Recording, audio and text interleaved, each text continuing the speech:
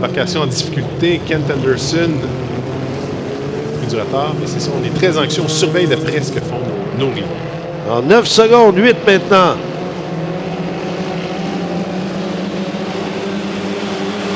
Oh, voilà, on va avoir des pénalités, je crois bien.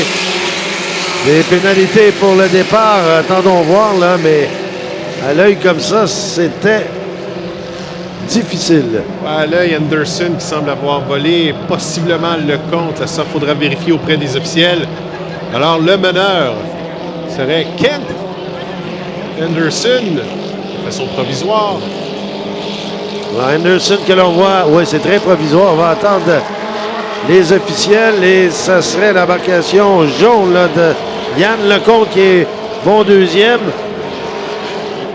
Ils devraient en voir assez vite là, les résultats de ce départ. Est-ce qu'il y a pénalité ou non?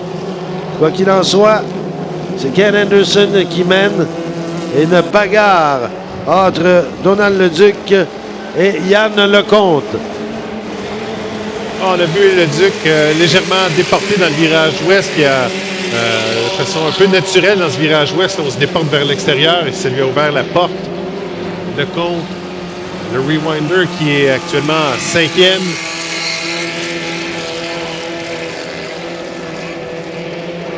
Ah, voilà, ça se poursuit. Ken Anderson toujours devant.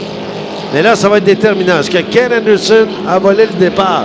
Et là, ça fera en sorte que Donald Leduc serait premier, suivi en deuxième place de Yann Lecomte. Mais attendons voir. Les officiels sont présentement sur la galerie en train de délibérer et on devrait en voir dans quelques instants les résultats. Parce qu'au classement, c'est une grosse incidence. Une victoire, c'est 25 points. Oui, oui, oui. Mais sinon, il se retrouverait 6e avec 2 points retranchés. C'est seulement 6 points. Et là, ça fait mal. Là. Alors, attention, quoi qu'il en soit, il y a une espèce de revirement qui s'opère, là.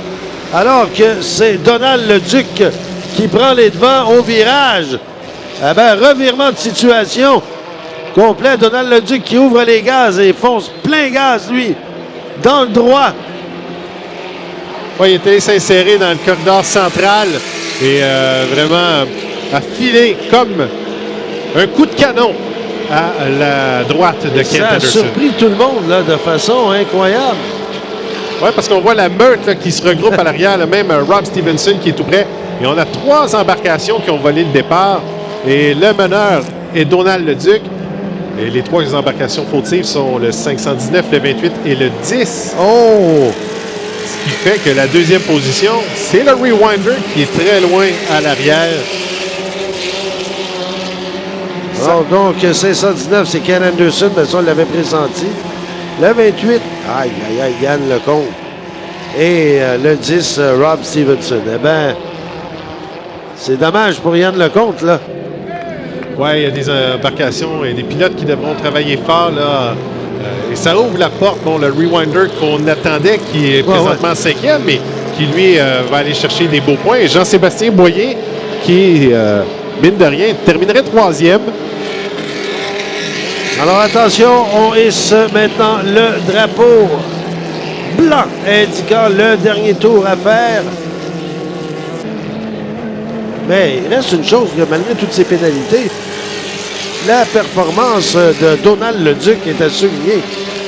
Oui, le champion en titre, le pilote de l'année sur le circuit à choc qui est vraiment très, très rapide, avait bien fait Alonso et Brockville.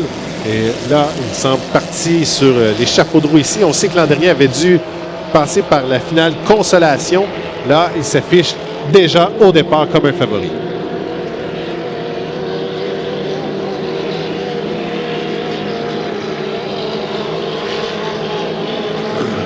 Alors voilà donc, on sort le drapeau à damier.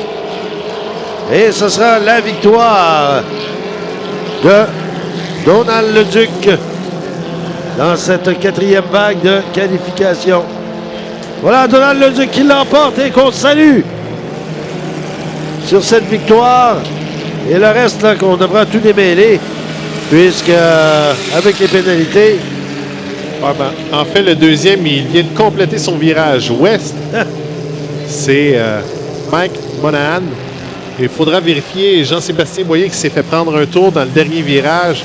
Habituellement, il y a des pénalités qui s'en suivent. Alors, on sait que le Duc a gagné devant Monahan et pour les 4 autres, eh bien, on va attendre.